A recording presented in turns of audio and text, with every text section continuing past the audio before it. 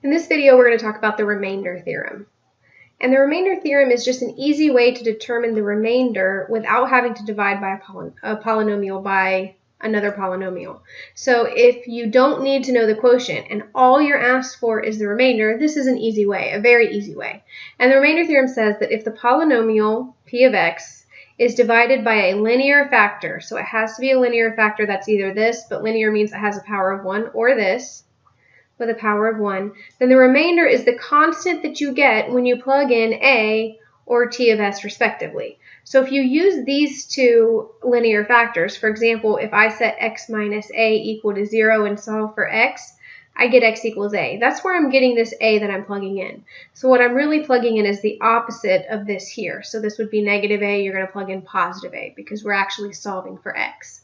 And then on this one, s of x minus t, if I set it equal to 0, I'm going to add the t to both sides, which is going to give me x of x equals t. And then when I divide by the s, I'm going to get x equals t over s, which is where we're getting this here. So really, if you get a factor, you're just going to solve for x, and that's the value you plug in. But once you plug in that value, you can find the remainder. So in this example, it asks us to find the remainder of this polynomial when it is divided by x minus 4. And again, what we would do here is we would say x minus 4 equals 0, add the 4 to both sides, so x equals 4. This is the value that you need to plug in. And so when I plug it into this polynomial, I'm going to plug it in everywhere I see x. So I have 2 and I have an x cubed. I'm going to put the 4 in place of the x. Minus 4, and then again I'm going to put a 4 in place of the x squared, plus 3 times 4 minus 1. And then I would do this math. And when you do all of this math here, you are going to come out with 75. This is the remainder that you get when this polynomial is divided by this binomial.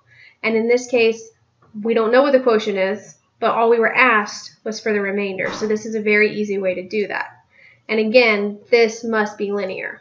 On this example, we want to take this polynomial and see what our remainder is when it's divided by this binomial. Again, the important part is that all we can tell from this is the remainder. So if you're asked for the quotient or for all of the roots, you're going to have to divide. But in this case, we can set this equal to 0. And when we subtract our 3, we get 2x equals negative 3.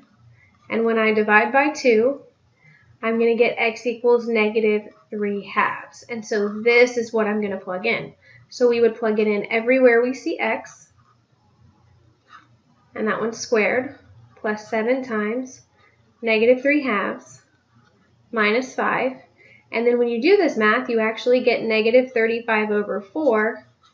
And this is the remainder of that polynomial when it is divided by 2x plus 3.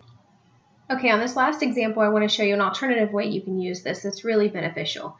This says find the value of a if we know that this polynomial divided by x minus 2 results in a remainder of 3. So in this case, we don't know what a is. We don't know what our a value is, but we know that when it's divided, it gives us 3. If we know our rules for the remainder theorem, it says that I can take this x minus 2 and set it equal to 0, which is going to give me x equals 2. If I plug in this value into this polynomial, I should get out my remainder. And in this case, they're telling us the remainder is 3. So we're going to use that knowledge to figure out a. And if we plug in 2, which is what we're dividing by, x minus 2, our factor here, if we plug in the 2 that comes out of that, everywhere we see x, okay, I'm going to leave my a, but I'm going to plug in 2 here and 2 here. This should give me my remainder as a result, so we're going to set it equal to what the remainder is. This is going to allow us to solve for a, since a is the only variable we have left. 2 cubed is 8. 2 squared is 4, so I'm going to write this as 4a. 2 times negative 3 is going to give me negative 6, and then minus 7. I'm going to simplify this a little bit further, and this is going to be 8 minus 6. These are like terms. So 8 minus 6 is going to give me 2, and then if I subtract another 7 from that, combining all my like terms, I'm going to get negative 5. And I've used all 3 of these, and then I want to bring down that 4a equals 3. And then if I move my 5 over here, and this is basic algebra, I'm going to get 4a equals 5 and 3 is 8, dividing by 4 will give me a equals 2. So now I can figure out what my actual polynomial was. My actual polynomial, if I plug a 2 into the a value, was x cubed plus 2x squared minus 3x minus 7.